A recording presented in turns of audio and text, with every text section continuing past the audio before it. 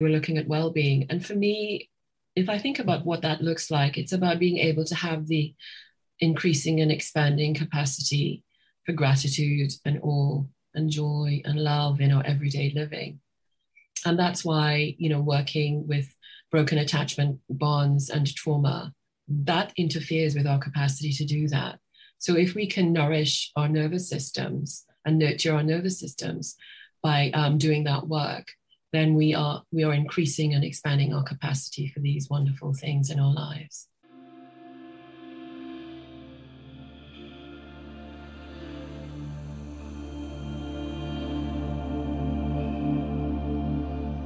Hello, and welcome to Locked Up Living, the podcast which looks at resilience in challenging organisations, such as, but not only, prisons and hospitals for mentally ill prisoners and patients. My name is David Jones, and together with Naomi Murphy, I present your Locked Up Living podcast. Today we welcome along Jennifer Rodriguez, who I met whilst training as a sensory motor psychotherapist. I'm really delighted to have Jennifer here. Jennifer is an attachment-based psychotherapist specialising in attachment-related issues and trauma. She holds a special interest in how the quality of our earliest attachments impact on our health, social and mental well-being, and in the neuroscience, neurobiology, ethology, phylogeny, and how it shows up in the betweeners in the therapeutic space. And don't worry, Jennifer's going to explain what phylogeny means during the course of you shouldn't have tried it twice. No, it was a bit ambitious, wasn't it? Jennifer believes that there's a sacred primal wisdom in the body, mostly forgotten now in our fast-paced Western civilization, and in the wholeness of the mind, body, spirit, and what it means to be human. As when Mother Nature designs things that work, she then replicates it everywhere. Jennifer believes that we are a species that thrives not only in connection to ourselves, but to every living being, creature on Earth, as well as being of the Earth and of being part of a greater intelligence beyond our capacity to understand it right now. Jennifer was educated, worked and lived in Trinidad, the UK, the US and France, which ignited her interest in the ties of culture and nationhood, multicultural perspectives and experiences. Alongside this, and with over 30 years of international, commercial and corporate experience of advising senior professionals in their organisations, Jennifer is experienced in coaching individuals to improve their leadership skills. And Jennifer, you began your career as a chartered civil engineer working across the UK construction industry. So an absolute breadth and depth of experience that you bring into this conversation today. Really pleased to have you here. Welcome. Thank you so much. Thank you, Naomi and David, for inviting me to speak here in your forum of Locked Up Living about my work with people who have experienced trauma. Naomi, I remember when we first talked about this, we were both talking about how interested we were in well-being and the role of attachment theory and trauma, and what the role that plays in this, and how we might be able to generate this for and within ourselves and for our community. So it's my pleasure to be here. Thank you. Hello, Jennifer. Really lovely to meet you. So you've had a really fascinating and rich career, including working with traumatized people over many years. Can you describe your career pathway for us? Sure. So this is my third career, and I believe I'm a relative novice or newcomer to the field for someone of my age. It was back in 2005, about there, when I was first sitting when I had my first, what I call in the room awareness of sitting with someone who was in their early 30s experiencing fugue states. Fugue states is, I had never come across that before. I was just starting my training as a therapist. And in fact, none of the people in my group or even my supervision group knew what that was. But it's where you physically are with someone, but they're really not there. And my experience of sitting with someone was of being voiceless, pinned into the chair and in the place where I was really lost to myself. And in seeking answers to this and what that was, led me to find Alan Shaw's work and then to train at the Bowlby Centre. So as I said, I was interested. I found Alan Shaw's work, and Dr. Alan Shaw he's an American psychologist and researcher in the field of neuropsychology, and he's considered an authority on modern attachment. sort of like a neurobiological update of John Bowlby's work. And his work and his interest leans heavily on the neuroscience of attachment and everything else around that. So the animal behavior, which is the ethology, the evolutionary biology, and phylogeny, which is, so phylogeny, as we were talking about it earlier, is actually the evolutionary history of the species and the evolutionary relationships of species. And his work and my interest also took into account mother-infant dyads. So I embarked on this training at the Bowlby Center in 2008. And since then, I've expanded my understanding of attachment and trauma, how it happens, how to work with clients experiencing it. Alongside this expanding understanding has also been my evolving understanding of what the role of therapy for me, what the purpose and the role of therapy is for me. I've introduced, and you've introduced the word trauma, and perhaps I thought it would be a good idea just to sort of give a definition of how I understand it. And the easiest and simplest definition that I like is by someone called Peter Levine, who is a founder and pioneer of somatic experiencing. He's well known for his work in the trauma field.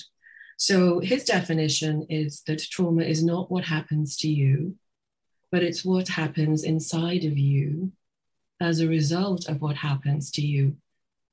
And here's the interesting part: in the absence of an empathic presence or an empathic present person. So to some extent, we're all of us not without some sort of relational or developmental trauma, because none of us experienced 100% perfect parenting or, schooling where we had access to that sort of support. And the interesting thing about trauma is that it leaves residues in the nervous system.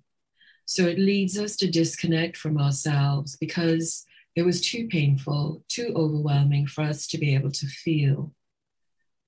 So whilst I was interested in what was happening with my client, I really got a sort of a really good introduction, if you like, to the world of trauma and the role that attachment plays in that.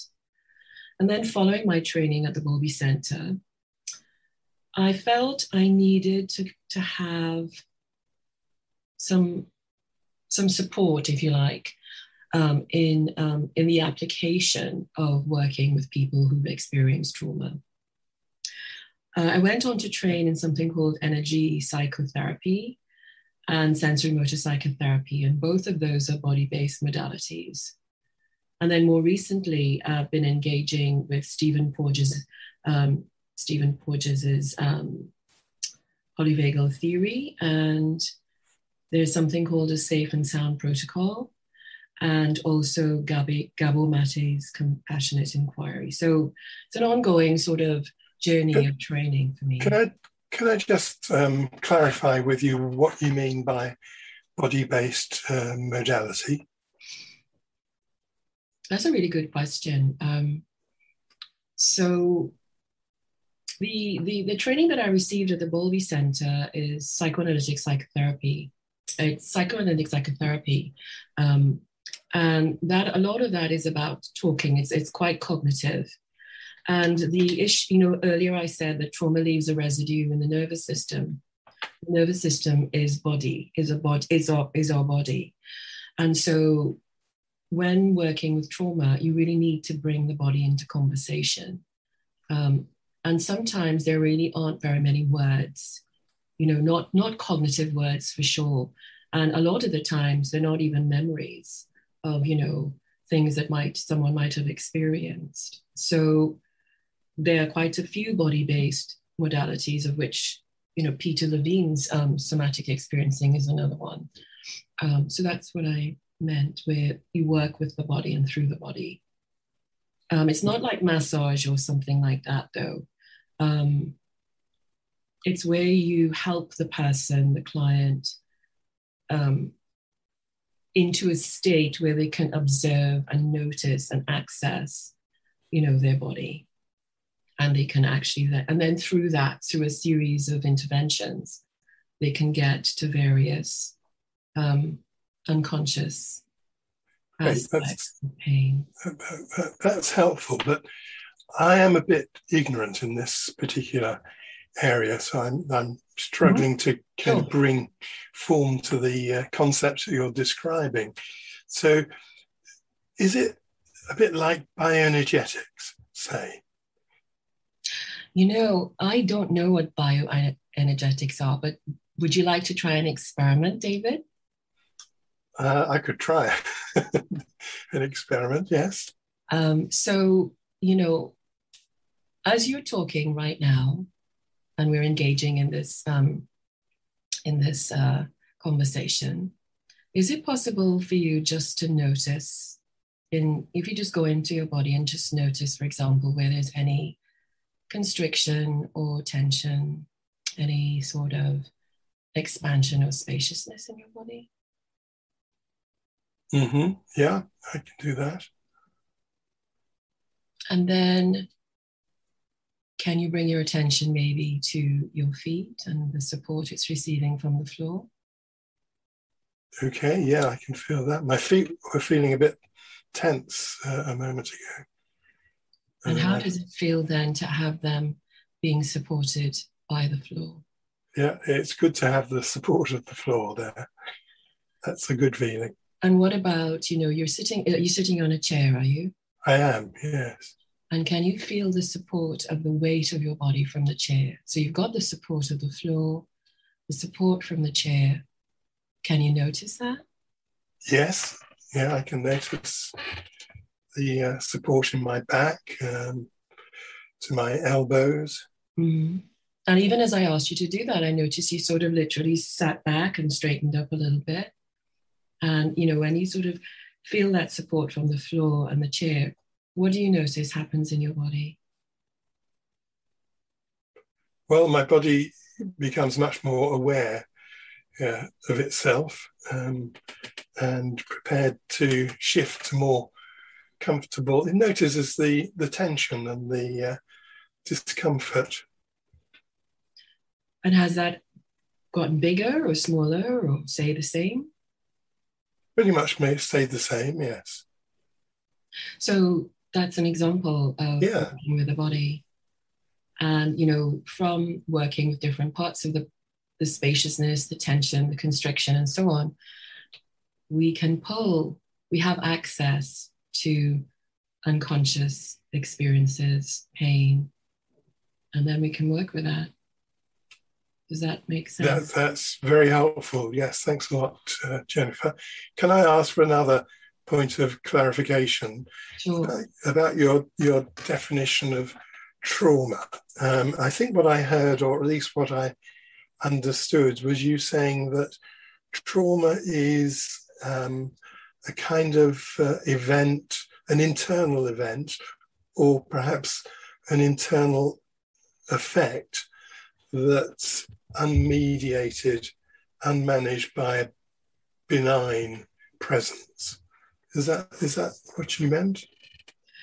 I think it's more than that. It's essentially what happens inside of us when we experience an event outside of us that is overwhelming. So that could happen at any age. Now, of course, the older, if you think of a baby, they need a lot of regulation and support because they don't have a lot of capacity to regulate themselves.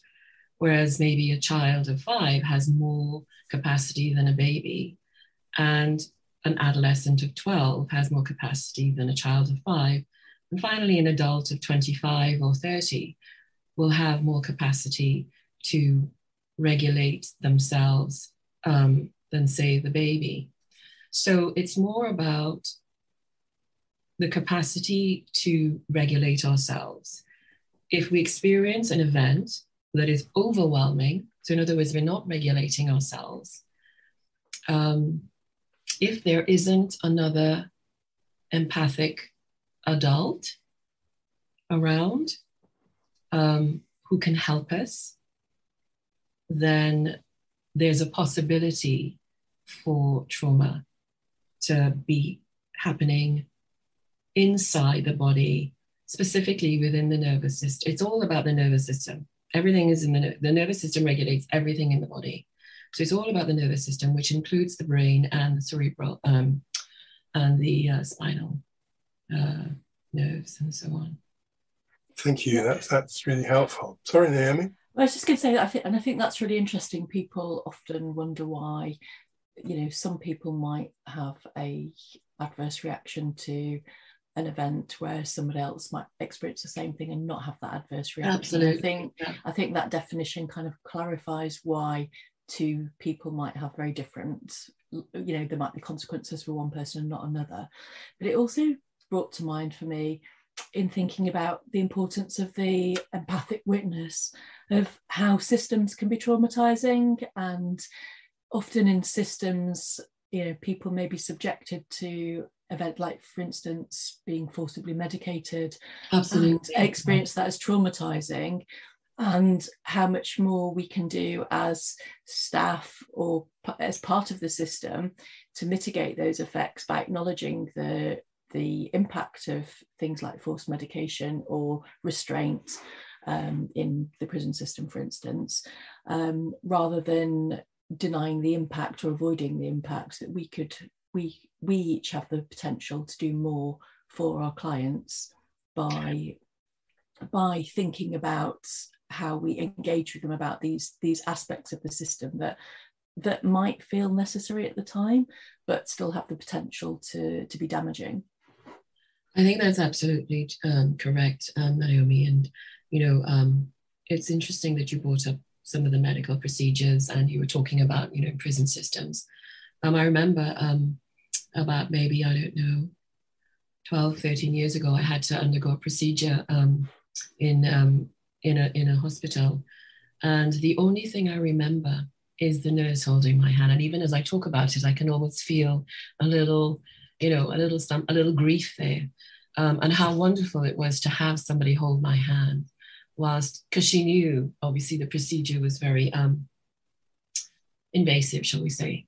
So, yeah, I mean, there's, and I do, that there is a lot more that we can do with our institutions and within society, whether it's at schools or the medical establishment, and how, hospitals, and things like the criminal justice system, as you were talking about, and how we could have them be much more attachment informed and trauma informed. Thank you. So Jennifer, you did spend many years working at the John Bowlby Centre. Can you tell us something about your work there, and why Bowlby's work is still so relevant? So I think, can I start with a little bit about Bowlby, and then I will talk a little bit about my work there? Would that be helpful? Because maybe a lot of people don't even know about attachment or who John Bowlby is. Right. So John Bowlby was a British psychologist, psychiatrist, and psychoanalyst, notable for his interest in child development. And together with Mary Ainsworth, they led the pioneering work in attachment theory. And attachment theory holds that we as human beings are born with the inherent capacity for making emotional bonds, becoming attached to those who care for us in our childhood. And by the way, it's not only human animals, if you like. I mean, you see this a lot with other mammals, for example. But I believe that it takes, the human infant takes the longest to actually mature. Whereas a lot of other mammals, maybe they have shorter periods for maturing. And whilst that human infant is maturing, we need that attachment or that bond to a caregiver. So, and we become attached to those caregivers. Our attachment to others continues throughout our lives. And if we have enough of our early attachment needs met, we are then enabled to explore the world with confidence and with well-being, and trusting that we have a safe haven to return to when the going gets tough. We learn what to expect in the way of behavior from others and the likely consequences of how we feel, think, and act.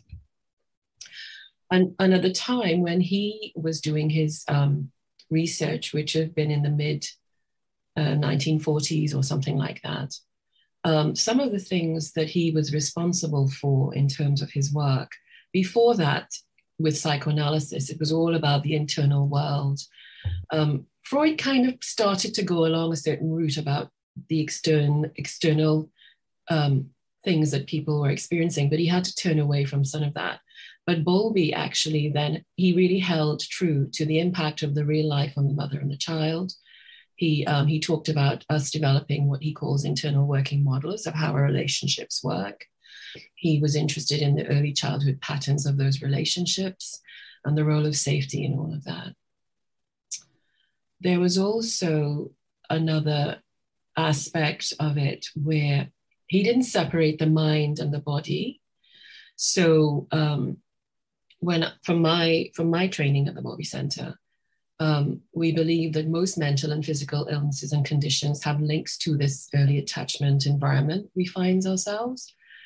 And in our adaptive strategies that are developed, they have a capacity. So when I talk about adaptive strategies, I'm talking about the adaptive patterns of how we learned to live within that environment. And when we talk about environment, we're really talking about the holding of the adults around us, whether it's a loving mother or a grandmother, or it could be a teacher, but it's really, it's about people. It's not so much the physical environment, and how those experiences that we have help us to adapt. But those experiences then go on to impact our capacity for health and well-being into adulthood, for better and for worse. So in 2008 was when I did my training, and I finished up my training in 2013. And afterwards, I was a seminar lead, as they call them, which is essentially a teacher for the infant observation seminar and a seminar called Perspectives on Trauma and Dissociation. And I was also a member of the clinical training committee. And it was really my teaching and my interest. I was really drawn to infant observation.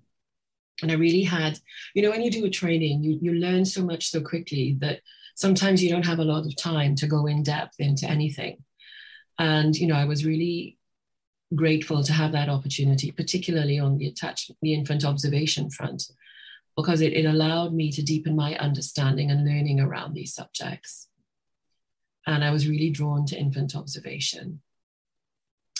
Now, maybe I should explain what that is as well, because I don't know how many adult therapy trainings actually do that. But, very few, I imagine, very few these days. Yeah. And practically no psychology trainings. Would I be right in saying that, Naomi? Well, probably. Well, I mean, we do obviously do child placements, so you do get the opportunity to observe, but probably not in the systematic way that Jennifer's describing. Yeah. So, and that's one of the reasons why I was very interested to do the training there. As part of that training, you had to do, as a trainee, you had to find a mother and infant dyad, and you had to observe them in their natural environment, which is borrowed. That term is borrowed from ethology, over 18 months every week.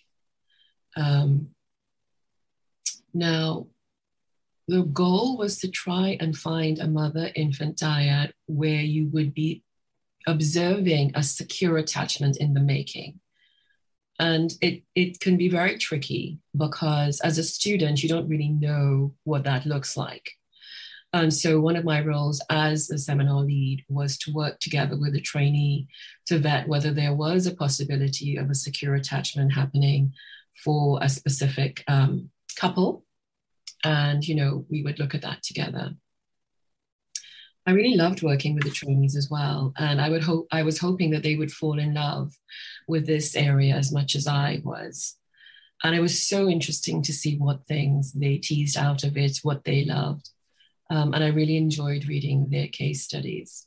because at the end of the 18 months, they have to write a case study about their observations. And essentially that's a theoretical paper where they bring in aspects of all the various attachment teachers, if you like, and there are many. So that was one of the things that I really enjoyed about working at the Bowlby Centre. I was just going to say that it's interesting that you raise the issue of infant observation. I did one in my psychotherapy training, and I really found it very valuable. But I also know I'd find it much more valuable if I were to do it now, rather than then. Anyway. So where did you train, David? I trained at the London Centre for Psychotherapy, which is now a part of that broader organisation. I'm not sure of the name of it even. Why do you say it's more interesting now than then? Oh, because I think when I did my training, I was relatively young, and I didn't know that much. And I think I know much more what kind of things to look for, how to pick up the sense of things, rather than just the facts of things, and that kind of item. Oh, okay. Yeah. But then I think that about most of my training, I should go back and do it again. Yeah, I suppose they're at, that's a really interesting point, because, you know, my original training laid the foundations for things. But then as I've done other trainings, it's sort of almost like, you know, you do another pass at it and you either get an expanded view of something or you get an in-depth view, maybe you get both, you know. So all the time it's about building on it's like building blocks really on the foundations of your original training. So you've told us about your work at the Bowlby Centre, and your interest in attachment theory. Do you think attachment theory can have any relevance to how people, men particularly, I think, end up in the criminal justice system? You know, that's a really interesting question. I personally do not have any experience of working with people who are in the criminal justice system. But I wonder, you know, it would be interesting to see how many people who say are in prison currently, if they did the adverse childhood experiences score. Do you know about ACE? Do you know that? Mm-hmm. How many of them, what scores they would have? Because, you know, that the adverse childhood experiences exercise really looks at the sorts of human environment that people were growing up in. So it looks at things like various kinds of abuse, physical, sexual, emotional, living with someone who's abusing drugs, losing a parent through divorce, living with someone with a serious mental, I mean, it goes on, but I mean, essentially it's kind of very attachment related. And I do believe that, you know, our early experiences do really tend to follow us into our adulthood. And in thinking about this question, I was wondering about, you know, if you think about crimes like murder and rape, substance abuse, and the trading that goes all around, you know, drugs and so on. At an individual level, it feels as if we're looking at things like dissociation, abuses of power, greed, violence, aggression, addictions. So where do these behaviors come from? You know, a lot of those are around fear or pain. And, you know, when I think about it on an individual level, working with clients, where does fear and pain come from? It's really about dysregulation and lack of safety. So, you know, and it all then goes back to, you know, early attachment experiences. Absolutely. And I think, Jennifer, that in the populations that David and I have worked with, the people that we encounter in prisons and psychiatric institutions are not people who are describing, experiences of feeling safe and loved during childhood. That they're few and far between. Typically, what you hear is a lot of danger and abuse and neglect, and a lot of threat. And so you can see how people are ending up chronically dysregulated as a consequence of multiple breaches of their rights as a child to safety and love. Yeah, that's right. Yeah. Absolutely. And another theme of therapy that you've been discussing before it became fashionable, Jennifer, is the impact of transgenerational trauma. And I wondered if you could say a little bit about this concept. Because, on this theme of people having histories of trauma and then ending up in secure institutions, obviously we know that people from racialized minority groups are overrepresented within psychiatric institutions, both in the health system and the prison system. So, when I talked earlier, I was actually talking about how trauma actually disrupts the nervous system, or it wires the nervous system in a certain way. And, when we think about what that does is, it sort of diminishes our capacity to be able to be there for somebody else. And already, in the 1940s, Bowlby was talking about intergenerational transmission of attachment relations. And he was talking about helping parents as a means to helping their children. And it all starts with maternal deficits in maternal care. Again, back to this mother-infant dyad. So we know from research that a frightened or frightening caregiver is not emotionally available for her infant and child. And so some of my clients, for example, come into therapy looking for answers and support because they have been triggered by their child at age X. And one of the first places I want to look is, what happened to you when you were aged X? Because if the infant is overwhelmed, and as I said, when we were talking before, infants are very easily overwhelmed when they're born. They need a lot of care and support. They would die without care if they didn't get care. And if they're left in a state of overwhelm, that's when, the body actually becomes quite dysregulated, where no one notices, no one comes. Or worse yet, the caregiver is the source of the overwhelm. In that case, the caregiver is the source of the abuse. That overwhelm is actually being wired into the nervous system. And if this happens repeatedly, there are gaps in when that child grows up to an adult, there are gaps in what the adult of that infant can actually, that adult can actually navigate out in the world. I don't know if that makes sense. So then now that adult has a child, and when their child is in that specific state of overwhelm, they trigger the adult. There is really no adult brain, no cortex around.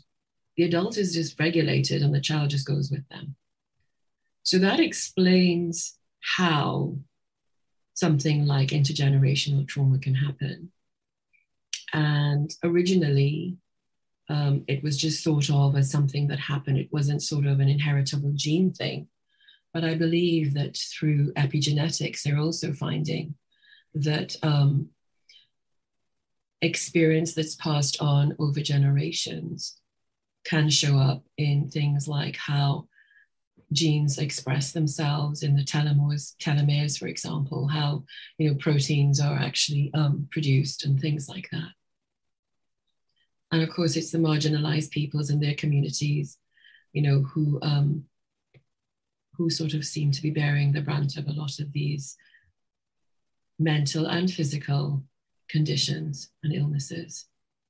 So yeah, it's really fascinating stuff, isn't it? I think when you kind of hear about the impact of things. I was reading about the experiments with mice where they'd administered shocks to the parents, but then the offspring it was paired with a light, and the offspring had never had that experience, but when they saw the light, they presented as frightened because they'd in some way that had been conveyed. So I think it's really interesting to it would be more interesting, I guess, to see what further emerges within this area.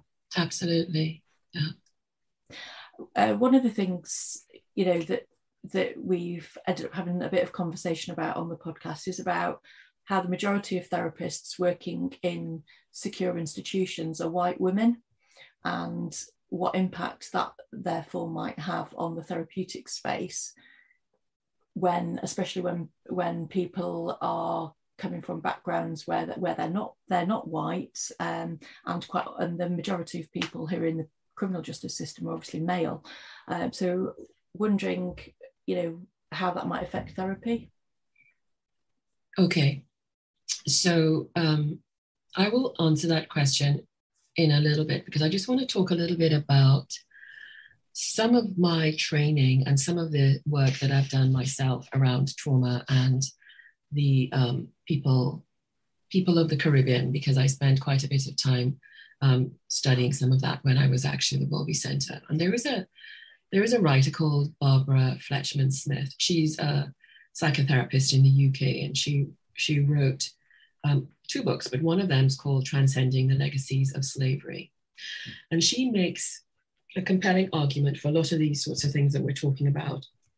The circularity of persistent trauma of slavery for both the men and the women, and the broken attachments.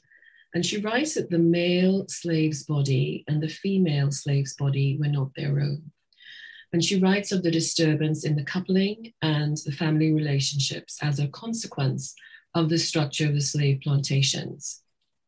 And she also says, the biggest disaster, and this speaks to your question, David, the biggest disaster for Africans as a people was the diminution of power of the African father through the institution of slavery. And what I found when I read this, I was like, oh my God, because she went through the hierarchy that you might have in a typical slave plantation. So you had the white European owner, or maybe an overseer, because maybe the owner wasn't there. And typically that person was a male, and that person had supreme power over everybody on a plantation. And they may have their wife, a European woman, and then they would typically also sleep with anybody that they wanted. And so then there was, the women from the slave women. And finally, there was the slave man.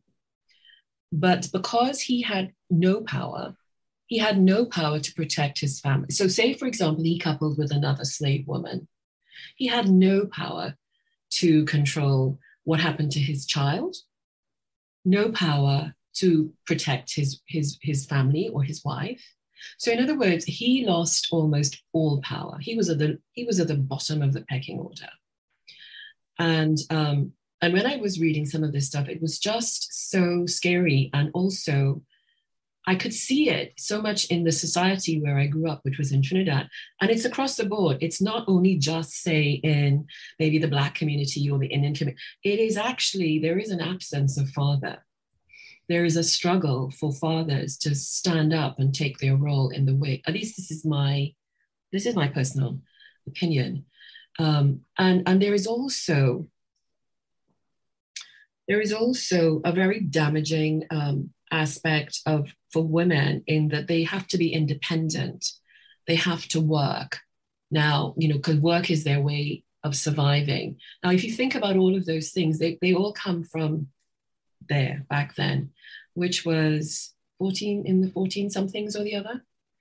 So now we go back to your question. I don't have any experience of working, as I said before, with people in prison.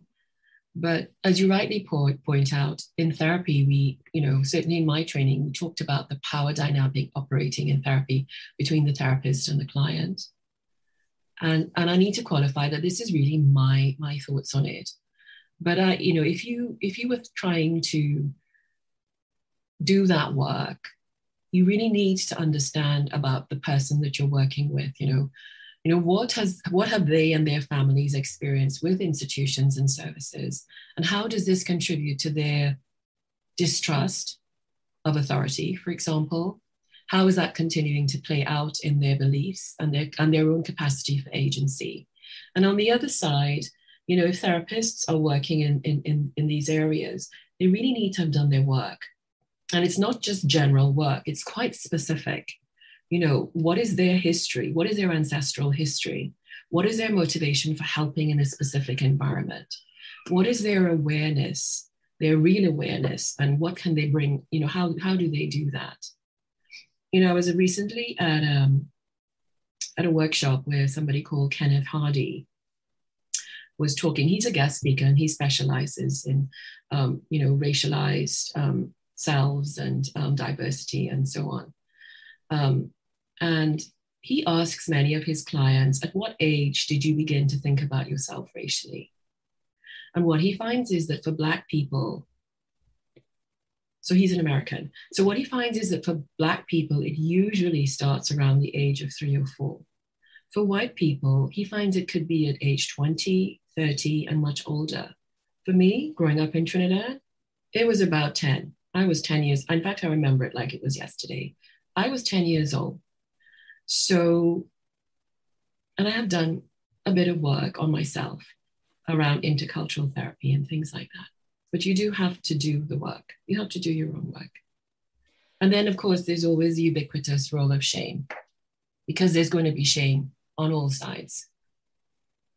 So, yeah. Thank you. I think that's really thought-provoking, because I think too often people find themselves practicing as therapists without having, in fact, I think that's probably, it's psychologists that are probably most guilty of that, because I think most other forms of therapy would insist on, or most schools of therapy would insist on people experiencing therapy as a condition of that, whereas counselling psychology does require the individuals in training to have therapy, but clinical psychology, forensic psychology, they don't require that at all. So it's perfectly possible for somebody to be in a therapeutic role without having ever been on the receiving end of having therapy for themselves. And I think you've just given a great example of why it's so important, for very many reasons, but that was a really good reason why people should.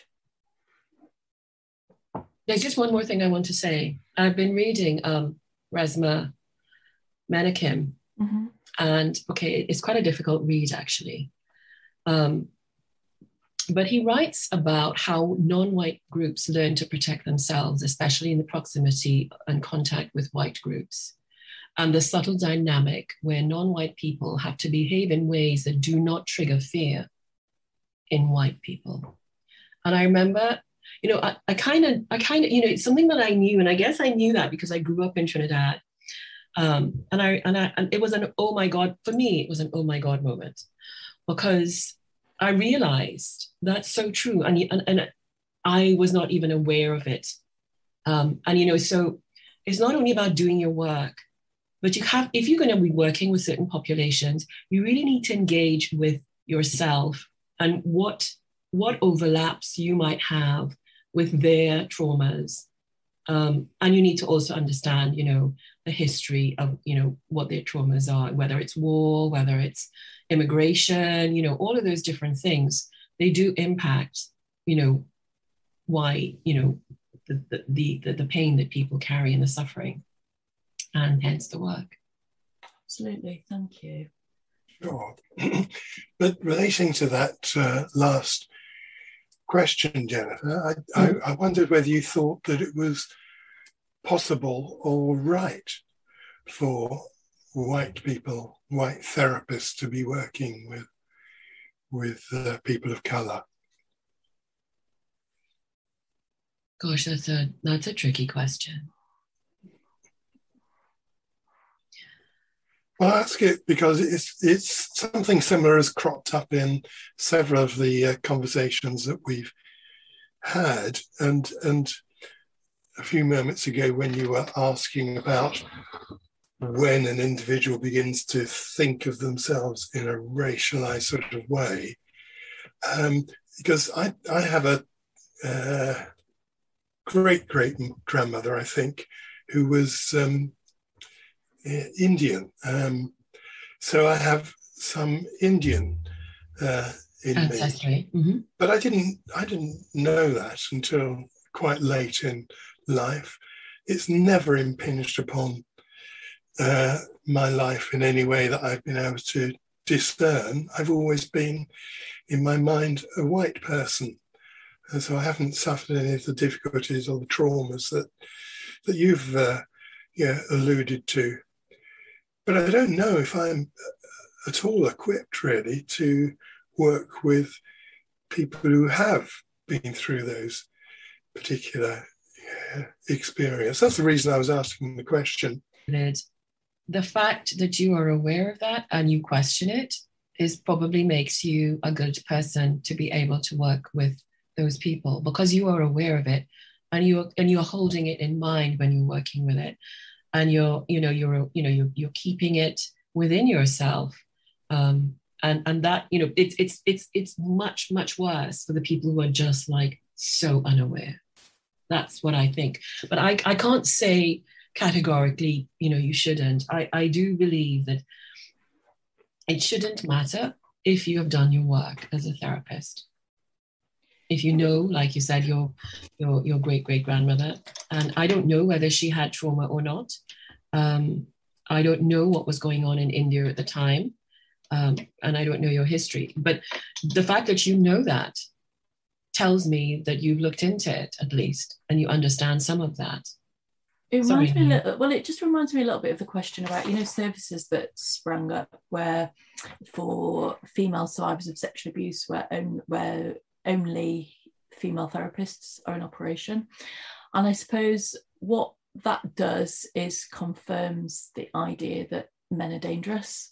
So actually, if you've been sexually abused by a man, in some ways you may get more therapeutic gain from working with a man who's aware of the dynamics and is able to help you process that. Because actually, if you're going to therapy as a survivor of sexually abused by a man and you're working with a female, maybe you get validation, but you don't actually perhaps get to challenge the idea that men might be dangerous. So I'm just wondering if there's some similarities there. But I think your point is that there's a need for the therapist to be conscious of those power dynamics and to have an understand and to make it possible to talk about it, I suppose, and communicate that it's possible to talk about issues about power and how race may be part of that as well. Rather than just expecting the person who's got relatively little power to feel strong enough to raise that as an issue in therapy. Yeah. I mean, this guy that I was talking about, Kenneth Hardy, he believes that a lot of trauma trainings do not actually address race enough. Mm-hmm. So even if you have a trauma, you've gone through a trauma training, it doesn't necessarily equip you to work with some of the, some of the racism that people might have experienced, which is an interesting concept. But he's not saying that you can't be this or you can't be. And he works with both people of color and people who are white. So that's also interesting. Thanks. That's been really interesting. I think it's fantastic that we've been able to get into quite some detail about these, really quite challenging areas. Sure, you're welcome. To move on, because I understand you've been most recently interested in compassionate inquiry training. Can you tell us a bit more about this work and what it entails? Sure. I'll just give you a little bit of a history. So in 2018, I read a book called When the Body Says No by Gabor Mate. And this book made a significant impression upon me. And essentially, what the book really does is it talks about his experience as a physician with people who may be terminally ill or people who have very serious illnesses, and his conversations that he was having with these people. And then earlier this year, I came across his work again, and so that was when I was first introduced to Gabor Mate. And I was very interested to see that he developed a training called compassionate inquiry. And so he's a physician. He will put his hand up and say, I am not a trained anything in terms of therapy.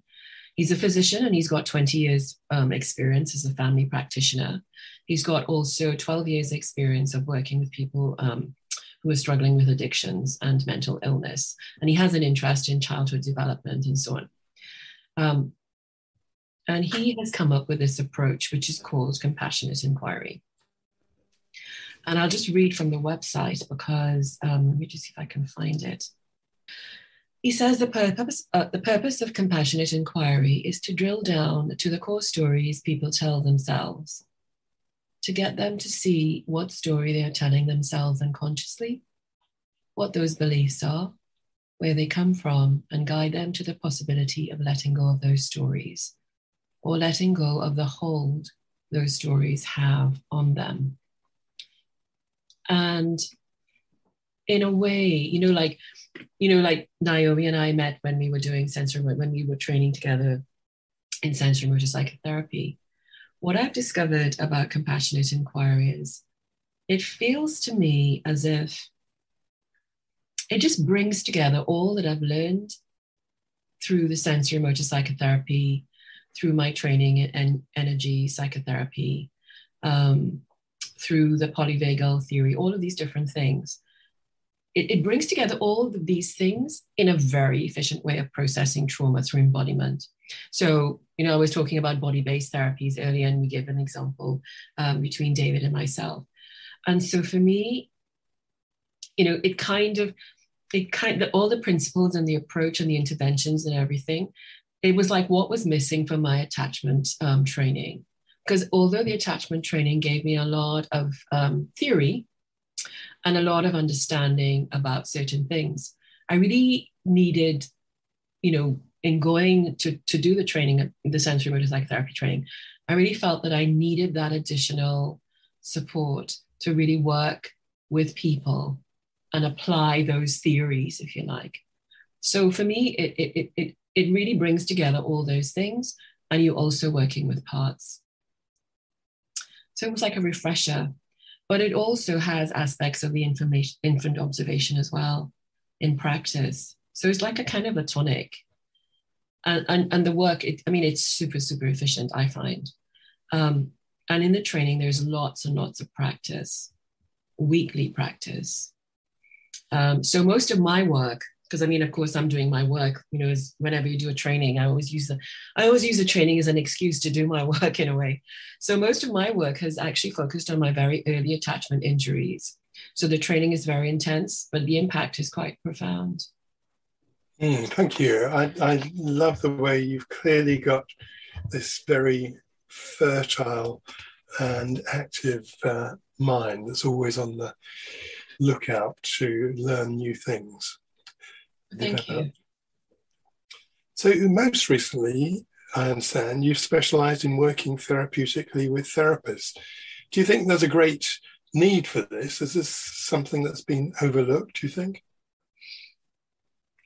This is an interesting question. I remember Naomi and I were talking about it earlier this year. I wasn't consciously doing that, or thinking about a gap per se.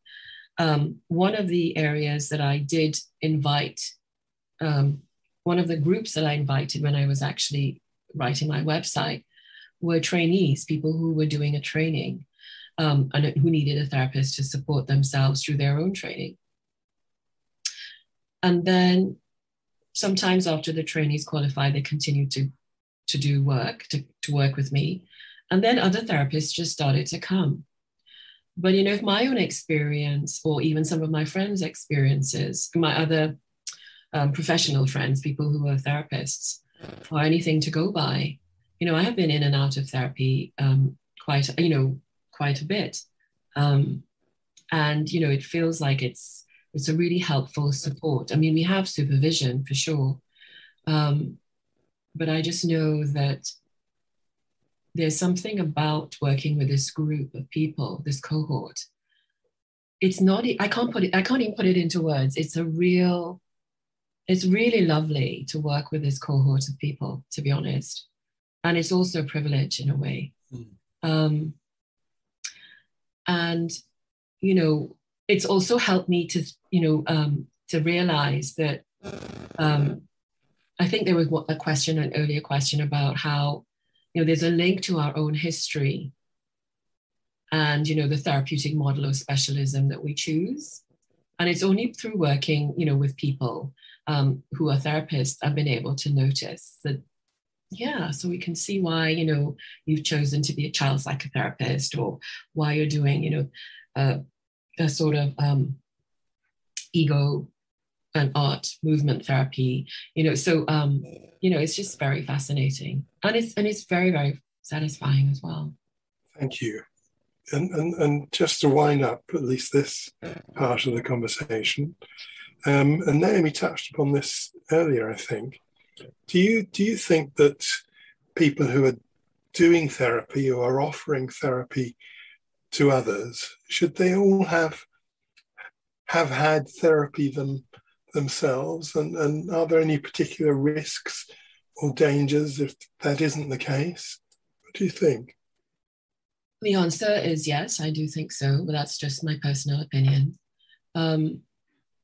Dan Siegel talks about, he's a clinical professor of psychiatry at UCLA, and he talks about nervous systems are connected bidirectionally.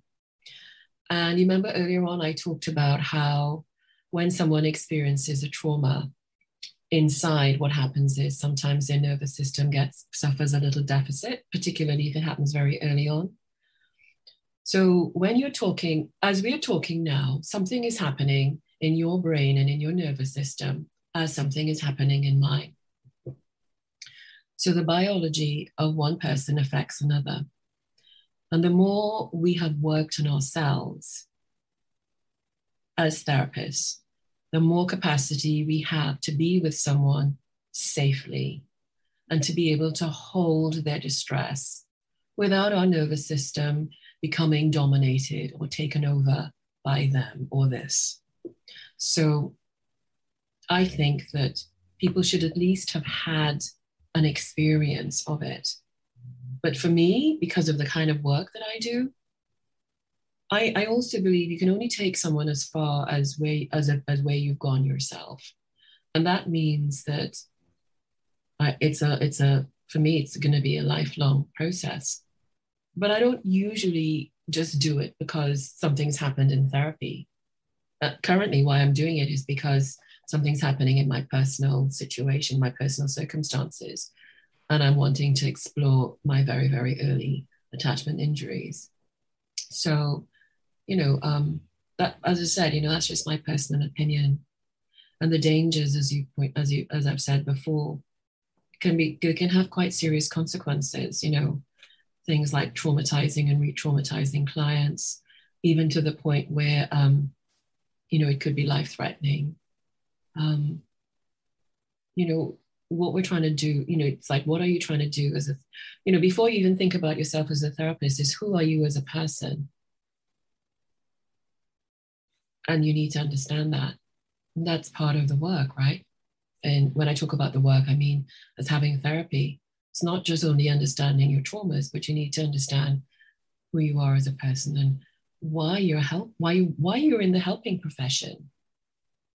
That's a really useful observation, and I think also that information about Dan Siegel's observations about energy and how things are absorbed, because I think it's not unusual when you're working in services for people who got quite a lot of psychological disturbance themselves, for that to kind of bring out the disturbance in the staff group as well at the same time. And people who may well have functioned very well when practicing with clients who had less complex trauma, suddenly starting to behave in ways that seem quite crazy when working with a client group who've got a lot more trauma in their histories. But that was a brilliant conversation, Jennifer, really insightful and lots of lovely I loved you putting David on the spot with the I hope you don't mind, David. Thank you very much for letting me borrow your body.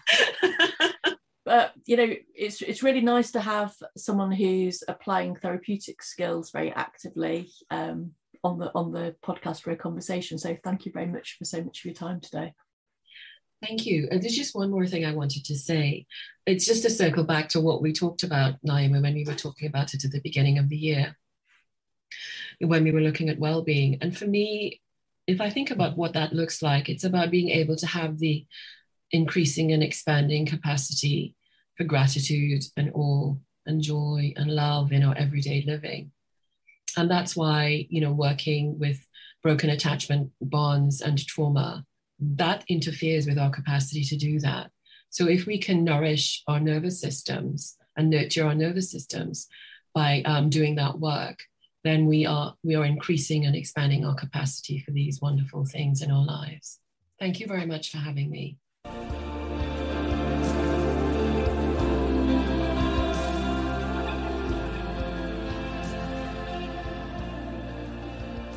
That was another very interesting conversation and a real pleasure meeting with Jennifer. I was particularly interested in the whole issue of phylogeny, and I think I've pronounced that correctly.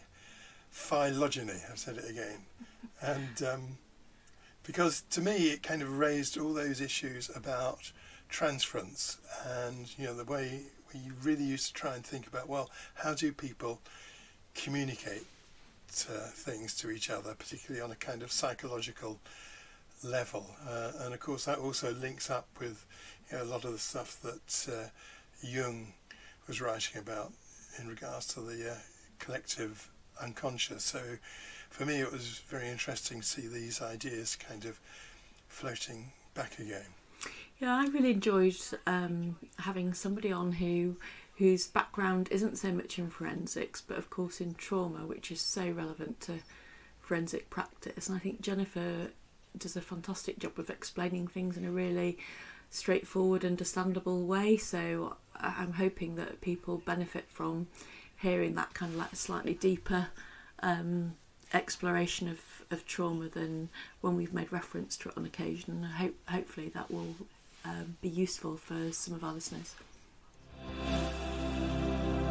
Many thanks again to all of you who have listened to our Locked Up Living podcast. Feel free to mention this to your friends and to your colleagues, and give us feedback on our webpage lockeduplives.com and our Twitter account Locked Up Living. Many thanks too to Pete and Rach, who kindly allowed us to use their music. You Have Called Me Courage, and this is available from all the usual outlets.